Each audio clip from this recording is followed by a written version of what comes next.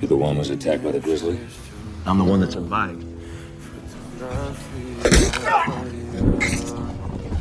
It's Logan. And that's a poison. Broadhead, which last I heard was illegal. Go ahead, ask me where I found it. Where did you find it? Well, funny you should ask.